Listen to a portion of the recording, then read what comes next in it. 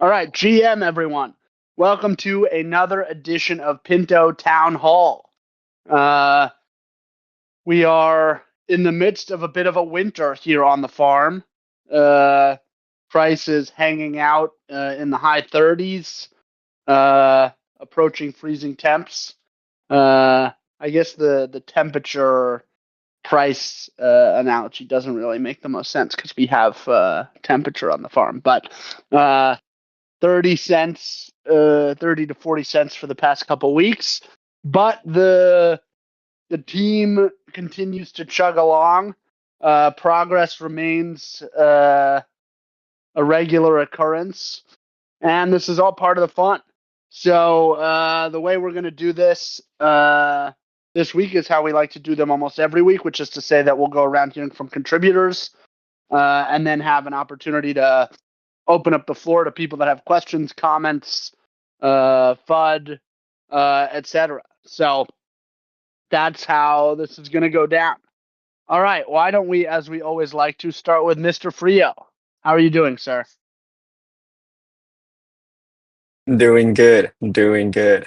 Uh, this week, coming back from the holidays with the family, so and back to the swing of things.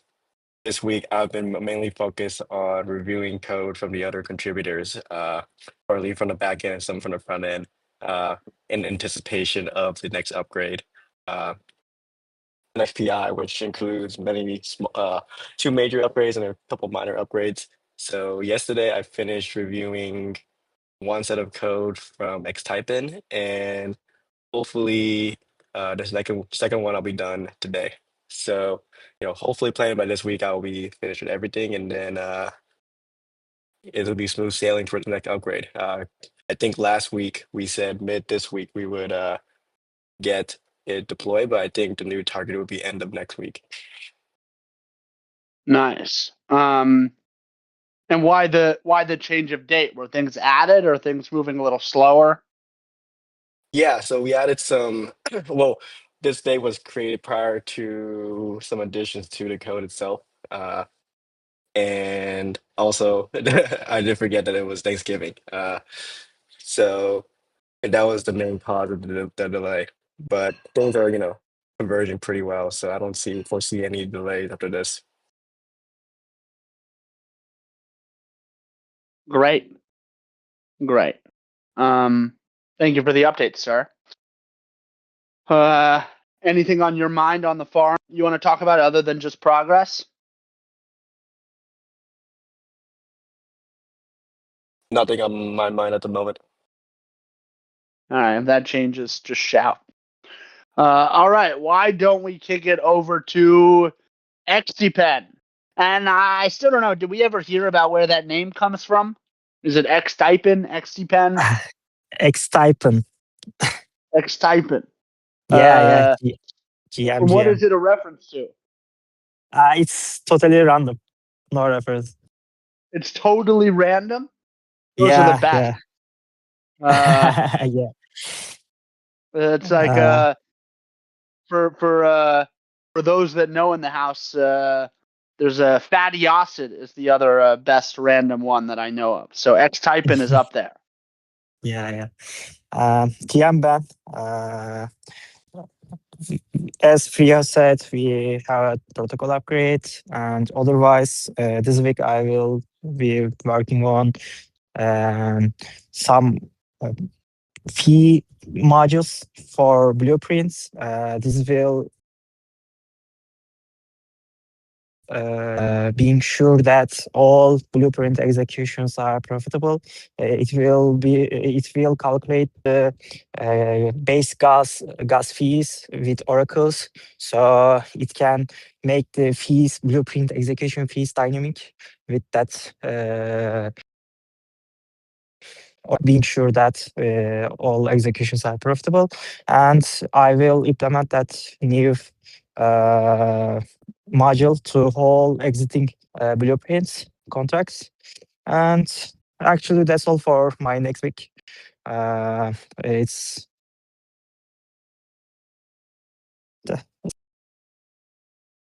Wonderful. And how are things going? You've been contributing for a month or so now, huh? Yeah, I think it is more than 1 month. And it's everything is good. I am learning day by day. Theo is the his master class, and I am learning from him. And it's all thing is good. Amazing. Yeah, it's great to hear that Frio has an opportunity to share the abundance of wisdom that he's accumulated working on this stuff over the past few years with some young, hungry developers. So it's great to have you here, XTypen. Thanks. All right.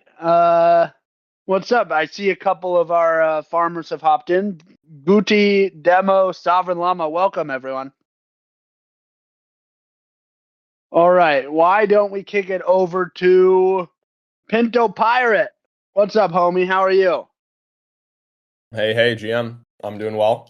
On this end, this past week I finished getting everything ready to go for the middleware systems for this next PI. There were some issues, unexpected issues I ran into with the charting for the new Wisteeth data points. However, that is now finished and has been reviewed.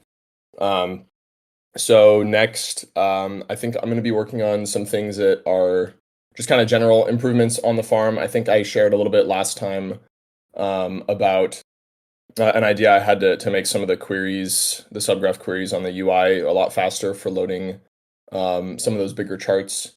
So that's something I'm kind of starting on. Nothing super concrete there to share or show at the moment, but it's we're pushing that forward. Wonderful. That's great to hear. I feel like we already have some of the best charts in the game, but the performance on the charts is a bit lacking. So great to hear that's coming along. Thank you very much, Pinto Pirate. Anything else on your mind to talk about? Not at the moment. Wonderful. Thank you very much, sir. All right. Why don't we swing it over to Fayaz, our other newest contributor? What's up, homie? I'm Jam. Good. How about you? Doing well, thank you. Doing well. Talk to us, man. What's up? Doing well. I'm currently working on QI feedbacks. I'm trying to be ready to merge and actually getting together all my past PRs, and I'm aiming to make ready to merge. Nice. And how are things going on your end? Are you enjoying so far? Yeah, I'm enjoying. Sometimes it can be challenging. Sometimes it can be funny, you know. That's It's great to totally hear. fine. Thank you. Lovely. All right, thank you very much, Fayaz. Why don't we swing it over to Pintito? How are you doing, sir? Yeah, I'm well. Glad to see the boys from the community in the chat. Thanks for hanging out. On my end, consistent with the last couple of weeks, I'm mainly focused on Nebula stuff, but continuing social output. I'm going to try over the next week to try to see if I can get in a good rapport with my LLM to have it start generating a lot of good content on our behalf. So I'm curious about that. Obviously, don't want to sacrifice on quality, and we'll still be overseeing it. But I feel like that could help us get some more volume out, particularly as my intention is elsewhere. Otherwise, I'm doing a couple of back office things. We just applied to, or today we'll apply to a new grant via the Optimism Atlas program. So hoping for that. And a couple other things which are not exactly worth sharing at this point, but we'll be hearing about soon. Wonderful. Thank you for the update, sir. On my end, have been coordinating a new group chat that I intend to create soon for algo stable believers, which I think part of maybe it's like a decentralized stablecoin believers, if you will.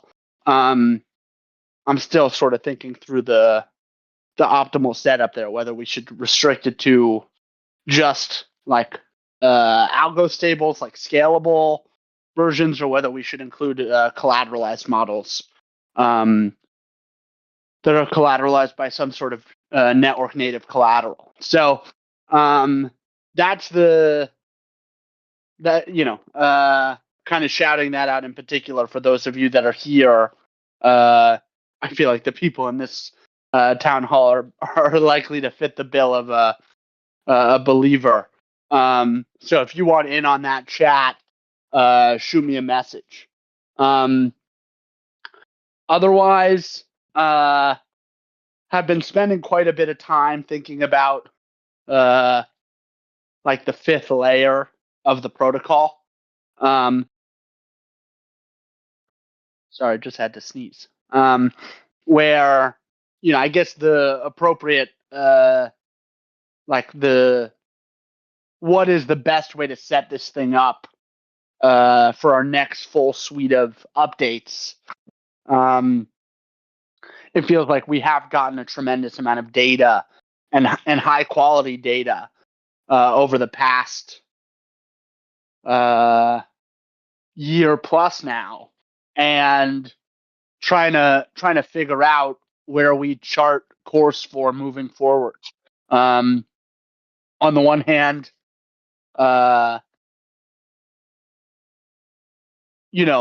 like a lot of the data has demonstrated, for example, that some of the ideals that we launched with originally, for example, like the protocol not taking any actions at all, and this is specifically with respect to converts, may not be good enough. And I think Ford Pinto was the one that asked the question a while back, like, why aren't people converting, even though the system has created very clear incentives to convert. And now that we have the tractor stuff implemented for conversions, it's sort of undeniable that people aren't converting. Like, we've reduced the friction for them converting, and now it's sort of like it's either, you could always make an argument that there's still a good reason, and we don't know what the reason is, but the reality is that people are not participating in a way that might be optimal given the game theory created by the protocol. So I guess the point is, when you factor in that fact or this data, in addition to the data around or maybe like the new facts around what's possible with the latest crypto native technology, specifically a lot of privacy technology, it may be possible to have the protocol convert in a manipulation resistant fashion. It's still an open question, if you will. But this is something that we've talked about quite a bit in this town hall, and not this one specifically, but over the past couple months. And I think we're at a point where we need to start thinking about what's next. And there's, in my mind, there's really no reason, and I guess I'm speaking a little bit abstractly because there's 100 different reasons why the protocol is not at its value target. But from the highest level view, there really is no reason why the system shouldn't be at its value target. Where you look at something like Beanstalk, and it's like, there's really no reason why that shouldn't be at its value target. And so trying to figure out, okay, like how can we actually do that and create a harder peg than what we have right now? Like right now we have a really soft peg. You could make an argument there is low volatility, but in order to take that next step to utility, I think we really need to get to a point of low volatility with respect to a peg. It's not good enough to just have low volatility. And so just I find myself quite deep in the sauce on this front, trying to figure out where to take this bad boy. So I don't have too many thoughts to share at the moment. But it is, to be honest, it's an exciting time. It's been 9 months really since there was last an opportunity where the data was there and there was enough resources coming free on the development side that it was possible to really figure out, okay, like from 10,000 feet, what makes sense here. And it's pretty exciting, honestly. I think the crux of it, maybe to signpost a little bit where my head's at, the first thing is this volatility minimization where the protocol is explicitly taking actions, which would be quite a change, and that would require defining a set of rules around the optimal use of the converts. Like, and this is something Frio and I have been talking about for months and months here, which is to say that, whereas right now, basically the setup is that the protocol determines high level, like it wants converts or it doesn't, or not enough converting is happening or too much converting is happening, and then it adjusts the incentives thereof. Whereas now we're talking about the system actually defining a rule around how much it wants to convert and when to convert, and then it could potentially do it itself. And it's really a significant change. So that's one element, and that requires like a high degree of sophistication with respect to the rules and the deterministic calculations around how much to convert and when to convert. Which is something that to date, I mean, to share, it's like these are questions that when originally working on the model, going back 5 years now, these were questions that I thought, one day someone would hopefully have the opportunity to work on questions this far out. So honestly, it's quite an achievement.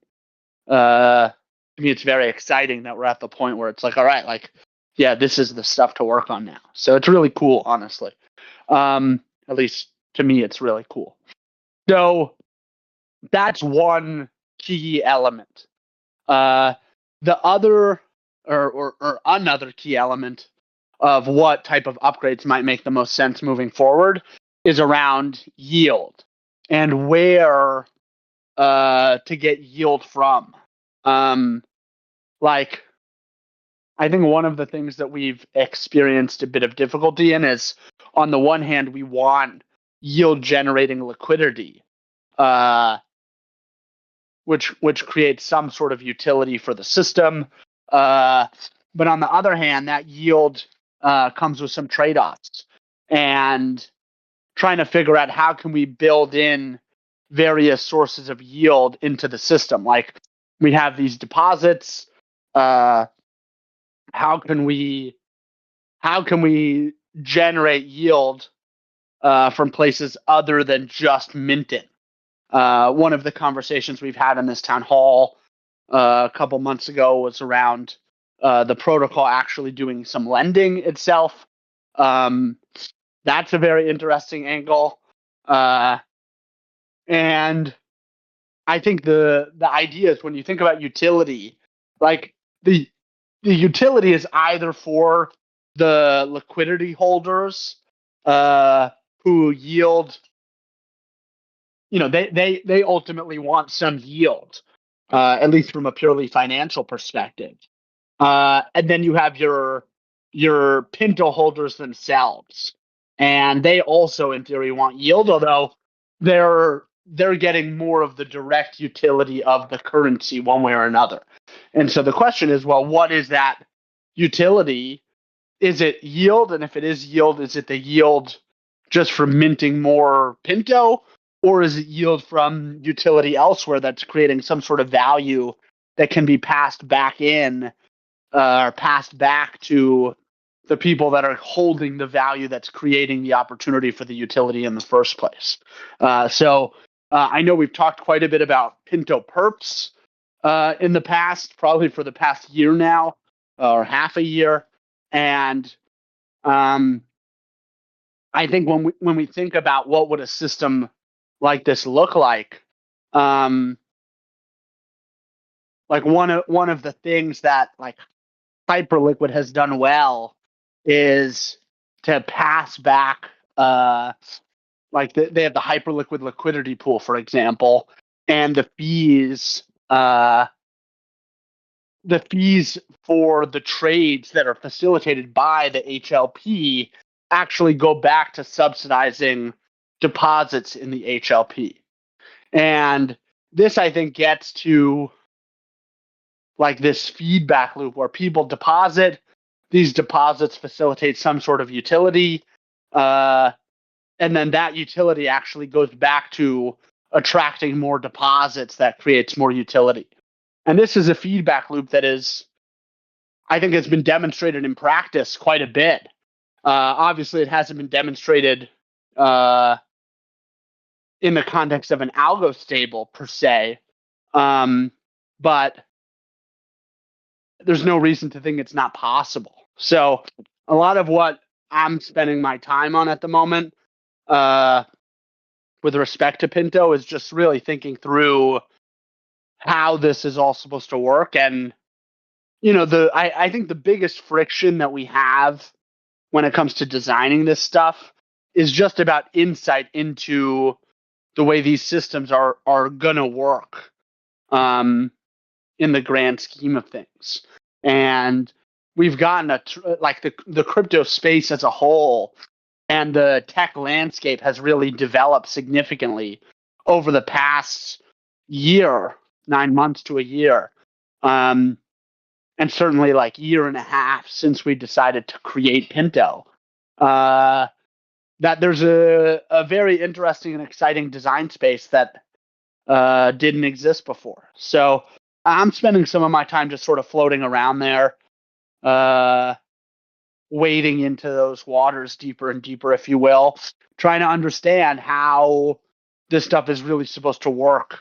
And it does feel like we're getting to a point where there's enough utility available, likely through trading in the short term, that we could find some PMF here. So trying to just figure out how that all works. And not the most substantive update. I know for the past couple months I've been working on docs and more tangible stuff that people can go read. I assume at some point this will turn into a post or two.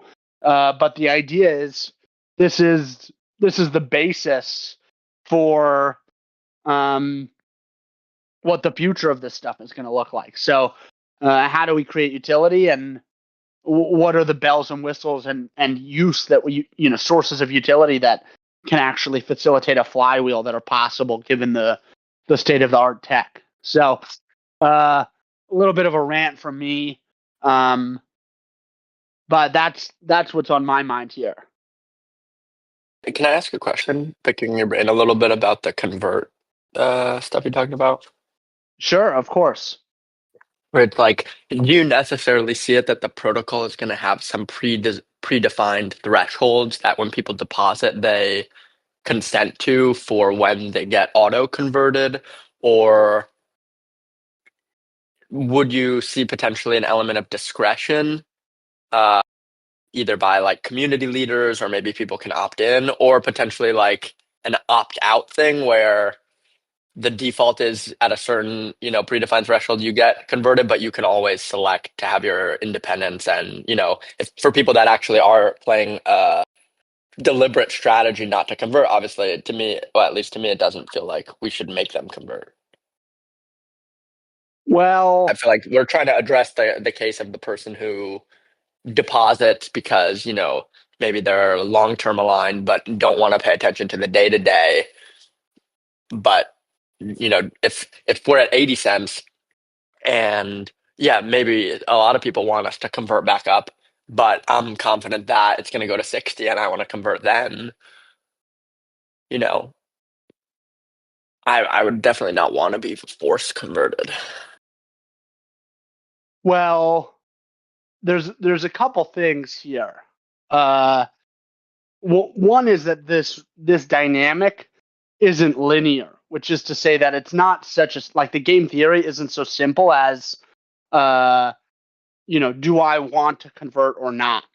Like right now, if we go into the weeds on the way that the convert bonus is set up, like whereas in the field, the fact that the pods harvest first in, first out means that at the margin, there's actually an incentive to act now. Because if you don't act now, you risk someone else sowing, and then your effective return goes down, which creates the incentive for people to sow now, insofar as that they want to sow and they feel like the interest rate is high enough. The efficient behavior is actually to sow. Whereas in the case of converts, that dynamic doesn't exist because stock is entirely fungible. And even though at the margin, if we get a sufficient number of converts, like the system may decrease the convert bonus per PDV at the margin, the fact of the matter is that it's not like it's likely to go back up shortly thereafter. And so it's not really like it doesn't work the same way in the field, where once a certain bonus is hit, you're incentivized to convert. Whereas if the system is going to convert already, like you may have individually the perspective that the price is still going to go lower net. But the fact that the system is going to convert makes it such that each individual, knowing that the system is going to convert, is actually incentivized to convert themselves first, and thereby basically, it changes the calculus and introduces a trigger or like a marginal incentive to also convert before the group convert, if you will. Now, with respect to the ability to opt out of the group convert, on the one hand, I think from a pure sovereignty perspective, you make a reasonable point that if someone really doesn't want to convert, why are we going to force them to convert? But on the other hand, like if everyone is getting converted pro rata, doing so doesn't really change your net position with respect to all the other participants in the system. And I guess the other thing is it's like the opting out. I think you do have to consider the situation where everyone opts out or the majority of people opt out. Like in some sense, we'd been thinking about with this convert stuff, making it such that basically when you sign up, when you originally deposit, and this will probably be part of the new interface over the next couple months, you're sort of prompted to pre-authorize certain converts. And in that way, like this sort of gets back to the setup that you were asking about, which is like, can I say what the parameters under which I'm willing to convert are, or I want to convert are? And if not, don't convert me. Like that's already the system that we're building towards through the tractor implementation into the front end, where our intention is to sort of set that up as the default. But the real question is that enough? And I think what we're starting to learn, and maybe it's different if we had this ready from scratch, such that all of the participants in the system sort of were prompted with this at the get-go. But I think what we're learning is that it's really not enough to get people to convert. And maybe it would be maybe it would be if, again, we had this at the beginning and we sort of made it the default user behavior. But at some level, there is a good argument, just going back to the first thing I was saying around the system itself changing the game theory. Like, by introducing this group convert, it actually makes the existing convert bonus system much stronger. Whereas if you make it such that people are still opting in or opting out, where those are sort of two sides of the same coin, I think you lose some of the efficacy there. Now, at the end of the day, this is sort of like a philosophical decision that has to be made, right? Around are we comfortable with, I was talking with Brendan about this, and he's like, well, that's effectively protocol owned liquidity, which is something we've generally been against for a long time. So this would mark quite a significant departure from our previous protocol designs. And if we're going to do this, we should do it very mindfully. But with that said, it does feel to me like we're at a point where, like, the system should be at the value target. It's a bit of a grand assumption to make that, like, the reason we're not at the value target is because people don't want to be there and think we're going lower, and therefore we're not going to convert. And then it's like, well, is it a user apathy problem? Potentially. But even if it's some sort of... Go ahead. It's like, let's zoom out and take this, let's say 18 months from now, and there's 150 million Pinto, and there's a market developed for arbitraging the price appropriately.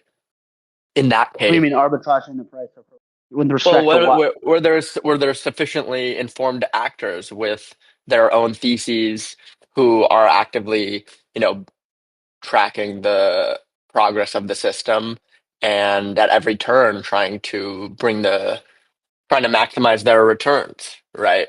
Acting in their own self-interest, the way the system is currently designed.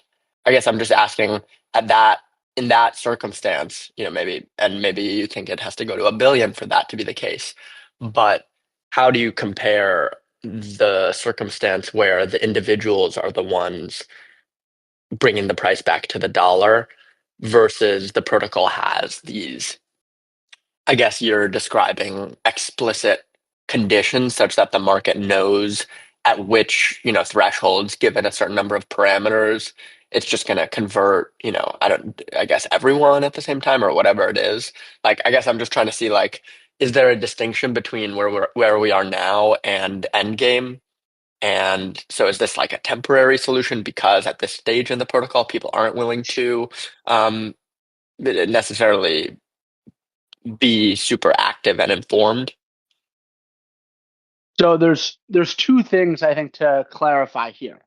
One is that the people and the decisions that they're making, like, there's nothing to say that that setup, you say zooming out and people are using the system and have their own perspectives and are trying to play it efficiently. Like, there's nothing about adding an auto convert that actually makes it, like, worse or goes against that idea. The difference is just that at the margin, the game theory itself will change as a result of this, if that makes sense.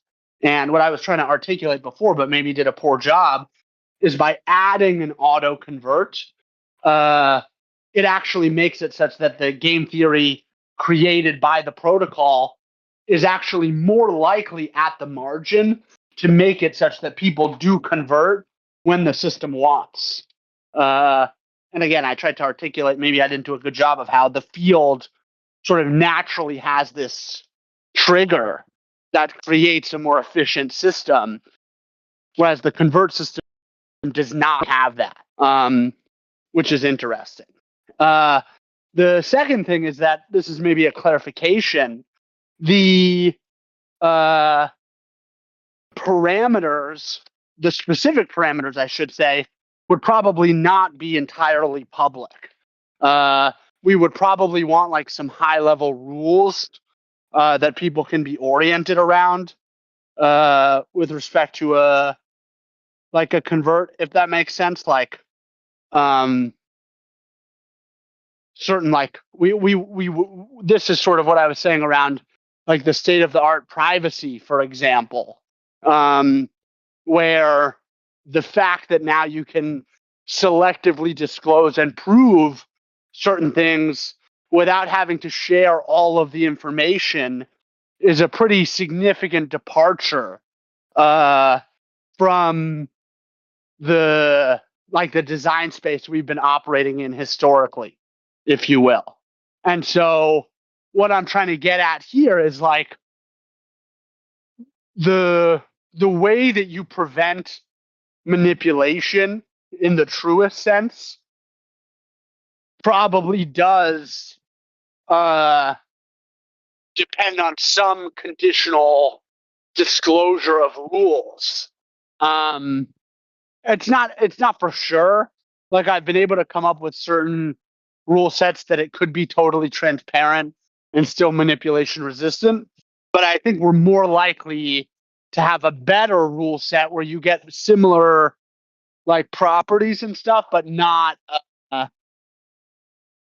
actually need to like. That's I think we're going to get the manipulation resistance from that selective disclosure. Could be different. So those are two things to clarify.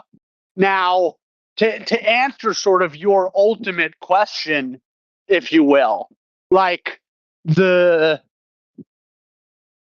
people having the ability to act individually, in my mind, is not compromised by the system group converting. It just means at the margin, people's ability to convert will go down, of course. But the fact of the matter is that like people will still have general autonomy over what they're doing. And this goes back to like the game theory of the protocol overall does not mean that people are losing their their sovereignty over their assets. So I think it is a philosophical debate. Couldn't you just allow people to still hold their individual positions, but just make it so that they don't have as many seeds, for example? Like, great, if you don't want to be part of the group convert party, then you're only going to get, I don't know, like 25% as many seeds as those who are participating. Can you just repeat that for it? I think I missed that. Yeah. So the idea is there's this concern like, shoot, if we force everyone into this group convert thing, then you're no longer able to, as an individual, like keep the position that you wanted. So you can still allow that, but just make it so that those people that are not participating in the group convert have a much smaller amount of seeds relative to those who are. So like, great, you don't want to do a group convert. Now you have half as many seeds, like for example. Yeah, I think there it's like, and there's an argument to be made like that's better at the margin, where at some level you still do have your sovereignty. But I think implicit to this, and this is a great thought exercise, what you're doing there is you're saying like, in theory, you can still do whatever you want, but we're going to introduce a significant penalty to you doing what you want. Right? And it's like at some level that's already, but I would argue at some level that's already what the system has, right? Now, this is just the difference between like growing the least amount of seeds possible, where you're realizing an opportunity cost, versus actually losing seeds. But because the overall stock is sort of like a fixed pie, you're already getting penalized. So I think there's an argument to be made like, you make it opt out and you add a significant penalty, then you can make an argument like, well, we are honoring like the sovereignty of the individual depositors, but doing it in a way where the system is really going to get what it wants. I think that's a nice argument. But but I question how real it is from a tangible design of the protocol difference. And I think it's likely to add, significant more complexity, or at least potentially. So Certainly agree, and I do want to point out that currently the Pinto CBBTC seeds has been sitting at 0.01 seeds, which is effectively zero, for I don't even know how long, but quite a while, and yet there's still 225K of liquidity in there that doesn't apparently care about converting up. They'd rather sit on their absolute zero seeds, just providing liquidity that doesn't earn any LP fees. So I really wonder what the calculus is there for those people holding those positions. But if Ben's yeah, thesis that these are just not active users is correct, then making it opt out should kind of solve for that without necessarily taking away their sovereignty.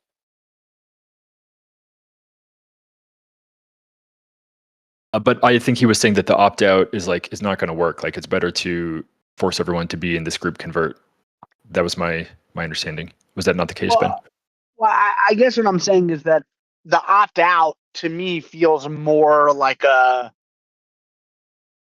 very marginal change from the theoretical perspective of what's actually happening, because then it's sure, let's say we go with your proposal, Ford, where it's you can opt out, but if you opt out, we're gonna cut your stock, and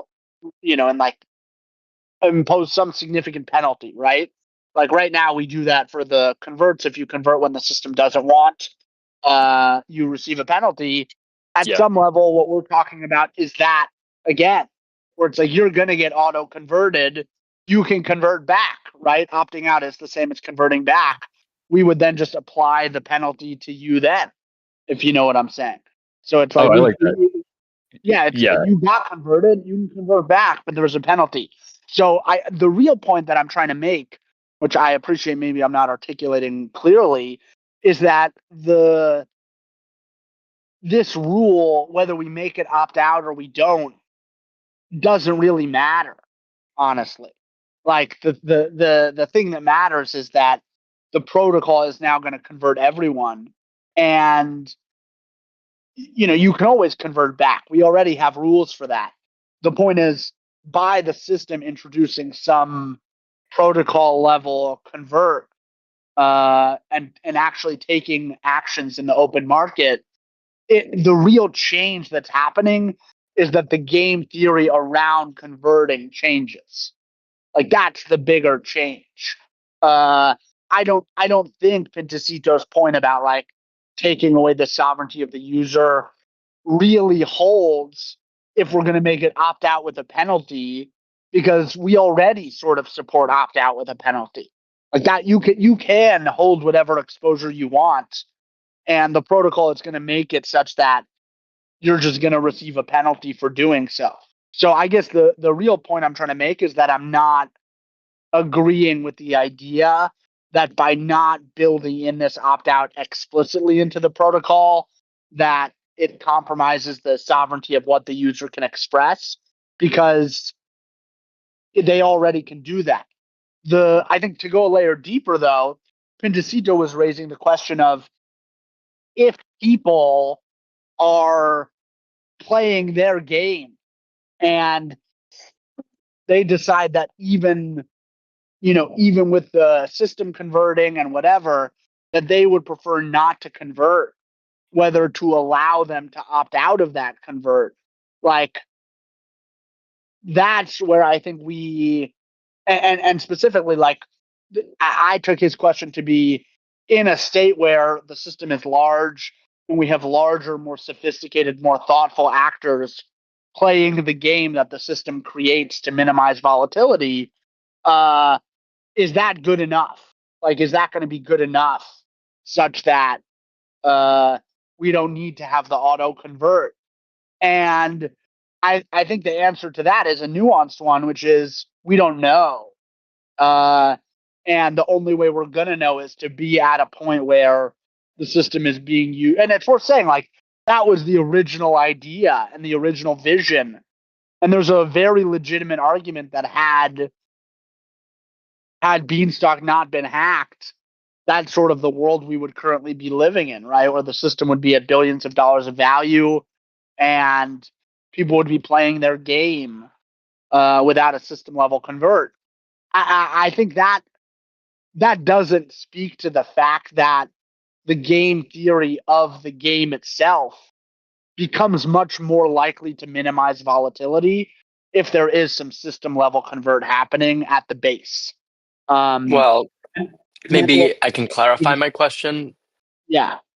Rather, not necessarily like, is it good enough that people are able to act deliberately without the protocol taking any decisive actions with their funds on their behalf and maintain low volatility, but rather, is it good in itself? Like, to some extent, I'm considering like, yeah, people don't necessarily, I don't know that it matters principally that we let people hold one LP versus another LP. Like, it's not abundantly clear to me that that's important, but I guess that is my question at this point. Like, is that a good thing?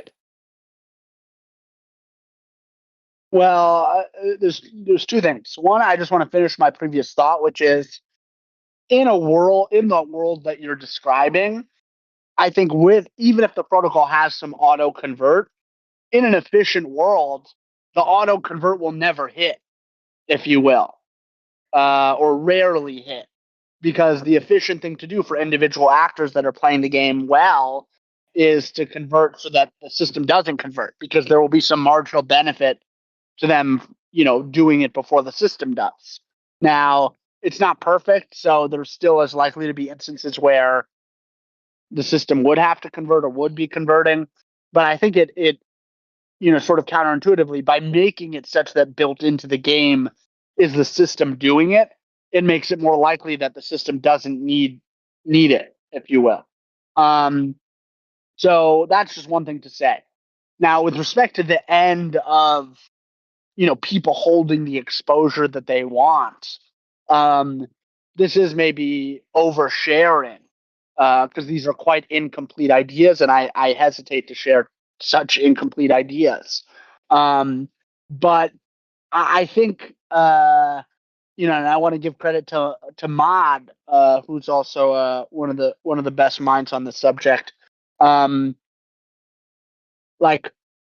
it probably makes more sense to have one pool for liquidity where individuals are not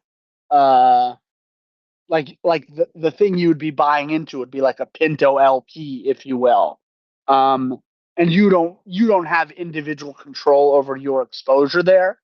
But then going back to this idea of yield and the system having the opportunity to create yield or generate yield for depositors, one of the ways that you could envision that happening is through a trading, sort of like a synthetic trading layer on top of the liquidity, where you're effectively trading exposure with other people in the LP. So it's like, let's say the LP is half Bitcoin, half ETH, for example, as a very basic example, and I only want Bitcoin exposure. In theory, the system should offer some way through which I can trade my Bitcoin exposure for ETH exposure.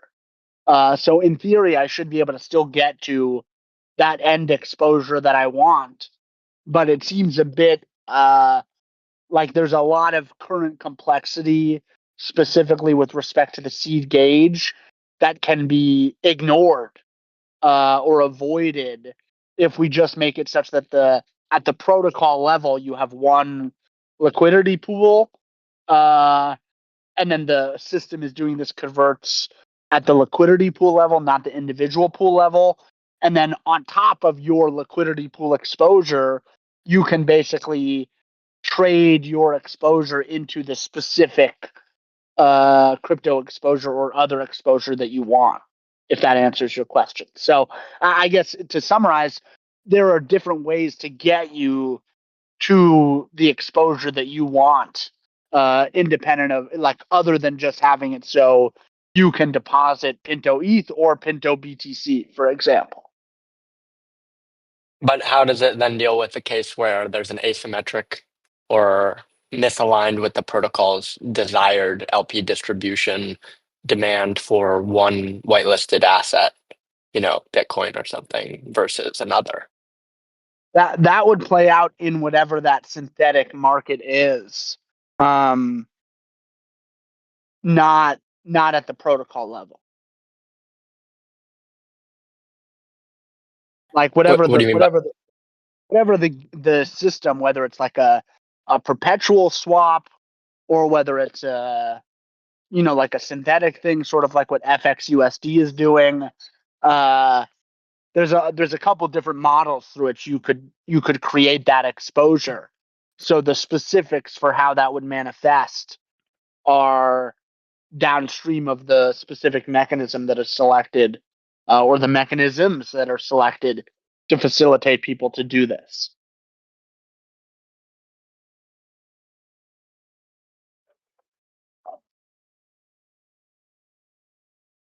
That sounds way too complicated. But you missed earlier, Mr. Ford, which is to say that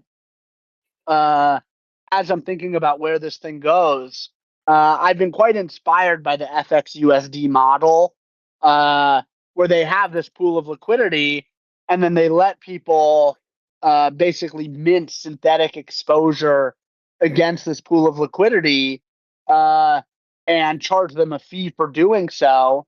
And then basically the fees from people doing that generate a significant yield for the liquidity providers. And so going back to the idea of what does utility look like for Pinto, ultimately getting maximum utility out of the liquidity that we have to generate fees, I think is a big deal. So it may be complex. This is one of the reasons why we haven't done it so far. But I think we're at the point where figuring out how to get maximum utility out of the capital that we're using, or out of the capital that's deployed in the system, is likely to create a sufficiently high yield, independent of just speculation on the mints, that the system becomes healthier and more sustainable. So a lot of my inquiry is around different ways to do that. And we have existing protocols like FXUSD that can serve as an example. So it is definitely an additional layer of complexity, but that's another reason to make the base protocol more simple. What's the difference between the FX protocol liquidity system and like GMX, like the traditional one where you have like this really big pool and everyone's kind of like trading, like not really against that, but sort of against that? They're quite similar. I couldn't tell you the specific differences.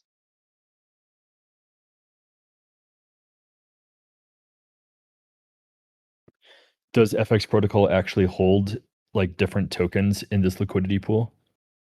Yeah, I think they support ETH and BTC at the moment. And so if you want to go long or short either of those, like what actually happens there? You basically are creating a synthetic position against this pool of value that they have. So And so you it, like can are you charged like funding fees in the traditional way? Like if there's too many shorts no. versus longs, This is then one of the interesting things. So they only charge you when the positions are opened and closed. There's no funding. but And how much do they charge you? Is it based on the current set of open like long and short positions? it's a fee as a function of the volume of the position. I don't know if they also factor in the current position of the protocol, although I assume they would. Because if you have everyone going long, like more long than actually the whole protocol is long, then you're going to owe more people than what you actually have in your liquidity pool. Uh-huh. Yeah, exactly. So it would make sense to factor that in. but I don't know the specifics of how they specifically have implemented that. So how much does this FXUSD like make per year? Like, or like, I guess I can look this up, but So I think they have two different pieces of the puzzle that receive yield. They have an FXUSD, which is a synthetic dollar, and then they have the liquidity providers themselves. I haven't done the deep study into their model to tell you where the difference in the yield comes from, but either the dollar or the liquidity receives 9% and the other receives 14% at the moment, which is quite significant. So that's the base. That's sort of the base case.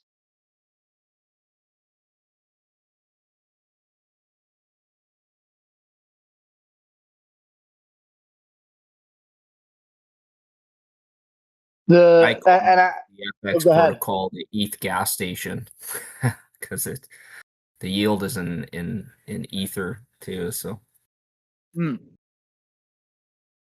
Yeah, I think the real and this conversation has taken us in a couple different directions, but I'm going to take it. Oh, actually, it's the top of the hour. I have to go, unfortunately. Wow, we flew through that hour. That was tremendous. All right, well, I'm sorry to cut this. I have more thoughts here, specifically around the collateralized model of FXUSD versus the credit model of Pinto. But we'll have to pick this up next week. So thank you, everyone, for coming. Looking forward to continuing these discussions on what the next layer of the system is supposed to look like. Thank you, everyone, for being here. thank you. Talk soon. Thank you. Peace out.